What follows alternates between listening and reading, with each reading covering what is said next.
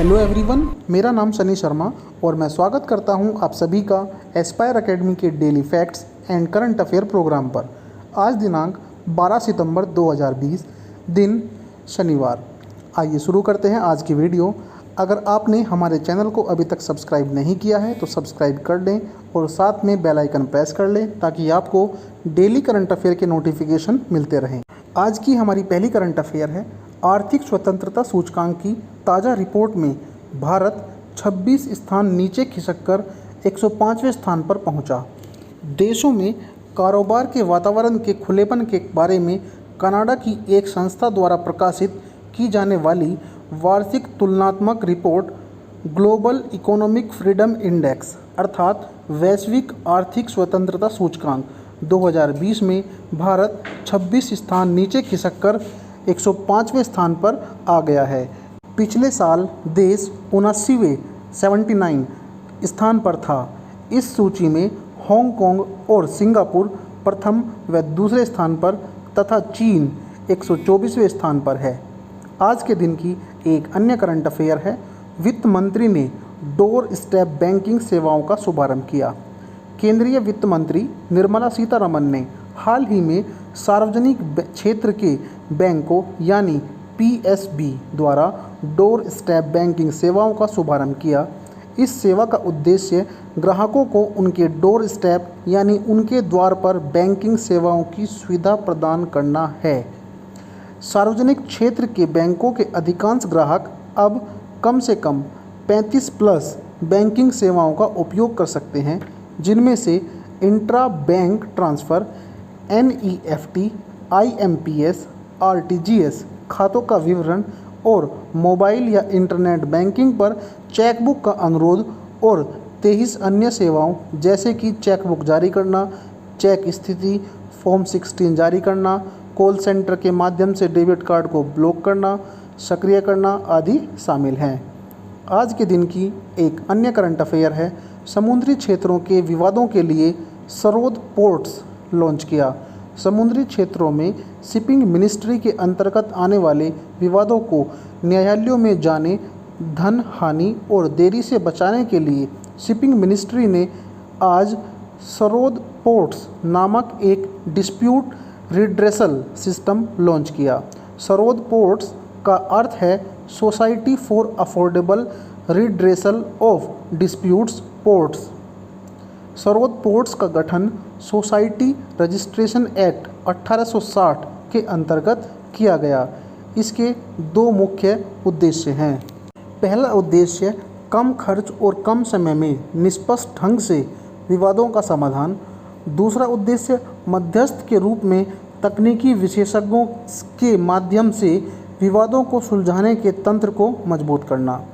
इस port sector में 12 सदस्यों वाली एक केंद्रीय कमेटी गठित की गई है जो पोर्ट सेक्टर के सभी विवादों पर जल्द फैसले देगी। इससे इस सेक्टर में उम्मीद, विश्वास और न्याय बढ़ेगा। इससे लीगल एक्सपेंडिचर और समय बचेगा। सरोद पोर्ट्स में 6 मेंबर इंडियन पोर्ट्स एसोसिएशन और Indian private ports and terminal association से शामिल होंगे। आज के दिन की एक अन्य करंट अफेयर है, राजनाथ सिंह ने एरो इंडिया की वेबसाइट लॉन्च की। रक्षा मंत्री राजनाथ सिंह ने शुक्रवार को एरो इंडिया 2021 की वेबसाइट लॉन्च की, जो 3 से 7 फरवरी 2021 के बीच आयोजित होगी।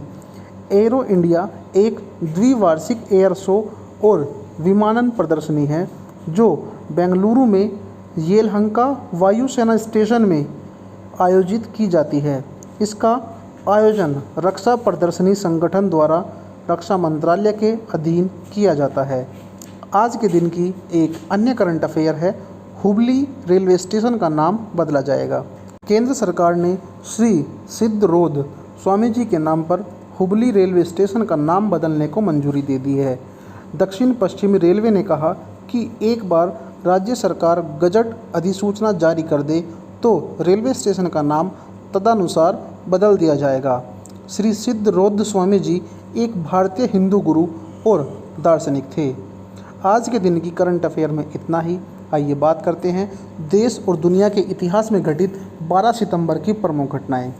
आज ही के दिन सन 1398 में तैमूर लंग अर्थात तैमूर लंगड़ा ने सिंधु नदी के तट पर प्रवेश किया। मुगल साम्राज्य का संस्थापक बाबर तैमूर का ही वंशज था। आज ही के दिन सन 1786 में लॉर्ड कॉर्नवालिस भारत का गवर्नर जनरल बना। इसने 1793 में बंगाल के स्थायी बंदोबस्त के रूप में नई राजस्व पद्धति की शुरुआत की। लॉर्ड कॉर्नवालिस को भारतीय सिविल सेवा का जनक भी माना जाता है। प्रतियोगी परीक्षा की दृष्टि से ये लाइन जो है काफ़ी महत्वपूर्ण है। कॉर्नवालिस को भारतीय सिविल सेवा का जनक माना जाता है। इससे पहले भी काफ़ी क्वेश्चंस आ चुके हैं। आज ही के दिन सन 1931 में महात्मा गांधी गोलमेज सम्मेलन में शामिल होने के लिए लंदन पहुंचे। गांधी जी कांग्रेस का नेतृत्व कर रहे थे।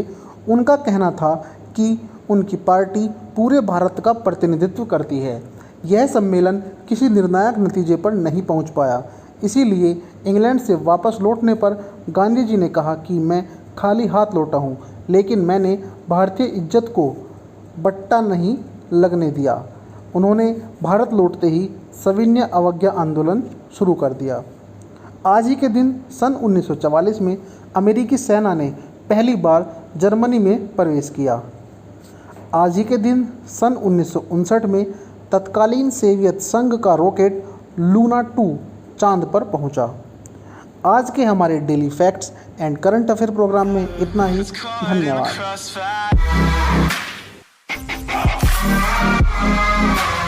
Caught in the crossfire.